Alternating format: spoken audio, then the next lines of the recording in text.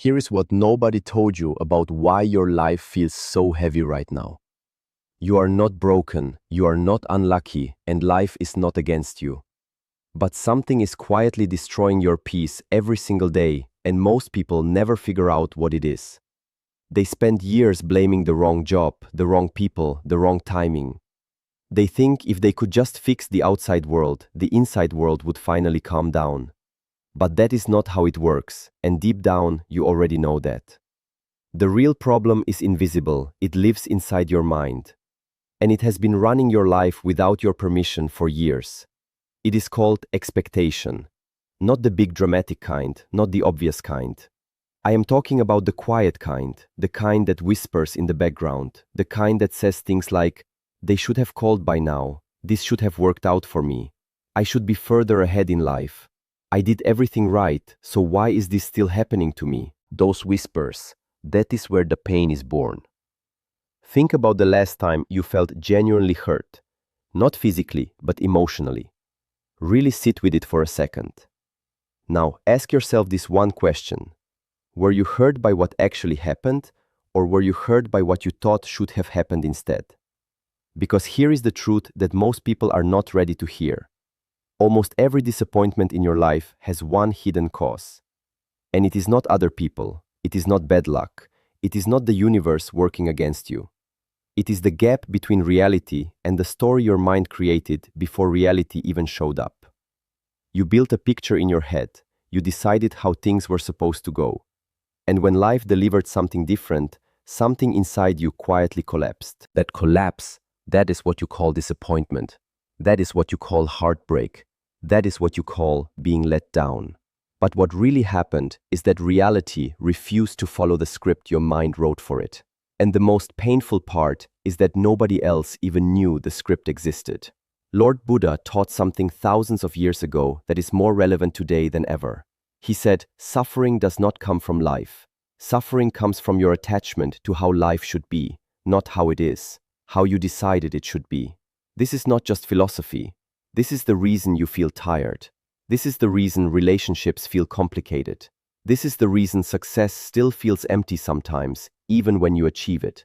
Because you are constantly measuring reality against an imaginary version of reality that you created in your own mind. And reality keeps losing that comparison, and you keep suffering for it. So let me ask you something honestly. How many times have you expected someone to understand you without telling them what you needed? How many times have you waited for appreciation that you never asked for? How many times have you expected loyalty from someone who never even knew what your standards were? You expected them to read your heart while you hid it behind silence and pride. And then, when they didn't get it right, you felt betrayed. But was there ever a real promise made? Or was it only a promise you made to yourself, inside your own head, about how they were supposed to behave? Unspoken expectations are the heaviest weight you will ever carry. Because you carry them completely alone. You tie invisible strings from your heart to other people, and when they move freely, which they always do because they are free human beings, you feel pulled and stretched and hurt. But they never even felt the string, only you did. I want you to really picture this. Imagine every expectation you have as a thin thread connected from your chest to something or someone outside of you. Some of these threads are tied to people, some are tied to goals, some are tied to old versions of how your life was supposed to look. Now imagine how many threads you are carrying right now. Dozens, maybe hundreds. All of them pulling in different directions. All of them slowly draining your energy. This is why you feel so exhausted without even knowing why. And the way out is not to fight harder. It is not to demand more from life. The way out is to start quietly untying those threads, one at a time. Not in anger, not in defeat, but in understanding. When you release an expectation, you are not giving up. You are taking back your power. You are choosing peace over the illusion of control. And that is one of the bravest things a person can do. Now here is something that goes even deeper. Your mind does not just create expectations about other people. It creates expectations about reality itself. It builds these invisible rules about how life is supposed to work. Things should be fair. Hard work should always pay off immediately. Good people should not struggle. And when life breaks those rules, which it does constantly, you feel something that is almost like rage, or grief, or both. This is the ego at work, and the ego is sneaky. It does not feel like an enemy, it feels like a protector.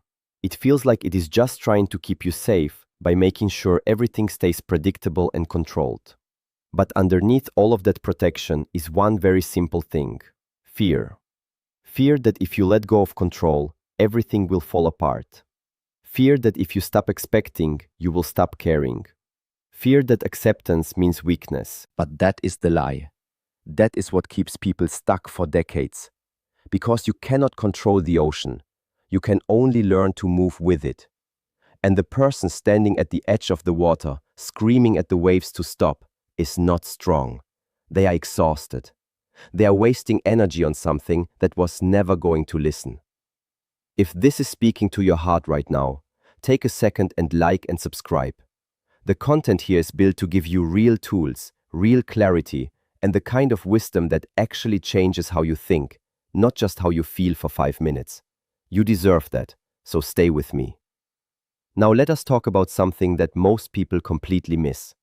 Your expectations do not just cause pain after the fact. They actually change what you see before anything even happens. The mind is not a window, it is a lens. And that lens is covered in everything you have ever feared, hoped for, assumed, or been hurt by in the past. So you walk into a situation already decided. You expect rejection, and every silence feels like proof. You expect failure, and every small obstacle feels like a sign to quit. You expect to be misunderstood, and so you never even try to explain yourself clearly. Your perception becomes your prediction, and your prediction becomes your experience. And then you look at your life and wonder why the same painful patterns keep repeating. It is because you are not seeing reality. You are seeing your expectation of reality. And those are two completely different things. So here is the practice that can change this. Before you react to anything, pause, just for one breath, and ask yourself, am I reacting to what is actually happening right now? Or am I reacting to what I was afraid was going to happen? That one question, asked consistently, will completely rewire the way you experience life. Not because the world changes, but because you stop seeing it through fear. And this connects directly to something else. The things you chase the hardest are often the things that feel furthest away. Not because they are meant to stay away from you, but because chasing something with desperation creates pressure, and pressure pushes things away. People feel it, opportunities resist it. Even your own mind becomes cloudy under that kind of pressure. Think about trying to hold water in a closed fist. The tighter you squeeze, the faster it disappears through your fingers. But when your hand is open, relaxed, and steady, water can actually rest in your palm. This is not just a metaphor. This is how relationships work. This is how success works. This is how peace works. The moment you stop chasing from a place of fear and start moving from a place of calm intention, everything shifts. Not all at once, but steadily. And you start to notice things returning to you that you thought were gone forever. Now, some people hear this and they think, okay, so I just stop caring. I become emotionally numb. I detach from everyone and everything. But that is the opposite of what this means. Detachment is not coldness. Detachment is not giving up on love or connection. Detachment is the ability to care deeply without chaining your peace to the outcome. It is being fully present in a relationship without needing that person to stay a certain way forever. It is working toward a goal with full commitment without falling apart if it takes longer than expected. It is loving something or someone while also trusting that you will be okay no matter what happens. A tree in a field gives shade to anyone who passes beneath it. It does not demand they stay. It does not collapse when they leave. It remains rooted, steady, complete. And that kind of completeness is what real emotional strength looks like. Not control, not possession. Rootedness. And here is what I want you to understand about control specifically. The exhaustion you feel is not always from doing too much. A lot of times it is from trying to control too much. from trying to manage every outcome, every conversation, every perception other people have of you. That is not living. That is constant management, and it is draining you.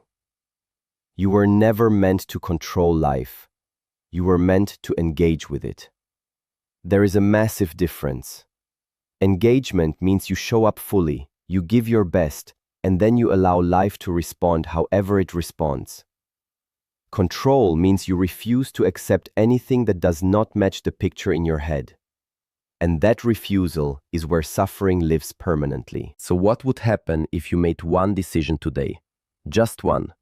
The decision to release one thing you have been trying to force, one relationship you have been trying to manage, one outcome you have been desperately trying to guarantee. Just one. And instead of fighting it, you simply allowed it to be what it is. You might feel uncomfortable at first. That discomfort is normal. It is the ego resisting. But beneath that discomfort is something remarkable. Space, breathing room, and eventually, peace. Because peace was never something you were going to achieve by fixing the world around you. Peace is what remains when you stop demanding the world to be different from what it is. This does not mean you stop trying. This does not mean you become passive and just accept every bad situation without doing anything. It means you take clear, calm, purposeful action from a place of groundedness instead of desperate grasping. And that kind of action is 10 times more powerful than anything driven by fear or urgency. The people who seem to move through life with a quiet confidence, the ones who do not seem rattled by what rattles everyone else, they are not lucky, they are not special. They have simply learned something that most people never figure out. They have learned that the war was never outside of them. It was always between what is and what they demanded should be, and they chose to end that war. You can make that same choice, not once, but every day, in small moments. When the anger rises, pause. When the disappointment hits, breathe. When the expectation breaks, release. Again and again, until the habit of peace becomes stronger than the habit of resistance. You have spent long enough carrying what life never asked you to carry. You have spent long enough grieving versions of reality that were never promised to you. And you have spent long enough measuring your life against a standard your own mind invented. It is time to put that weight down. Not because life gets easier when you do, but because you finally stop making it harder than it needs to be. The river does not fight the rocks. It flows around them, and it always reaches the ocean. Not because it is the strongest thing in nature, but because it never wastes energy resisting what it cannot change. Be the river. Let life flow. Let people be who they are. Let outcomes arrive in their own time. Take action, love deeply, work hard, stay committed, but release the grip on how it all has to look in the end. Because that release, that quiet, conscious, courageous release, that is where your freedom has been waiting this whole time. Like and subscribe to Buddhism Focus for more videos like this. There is so much more to explore, and every single video is built to bring you closer to the kind of peace and clarity that actually lasts.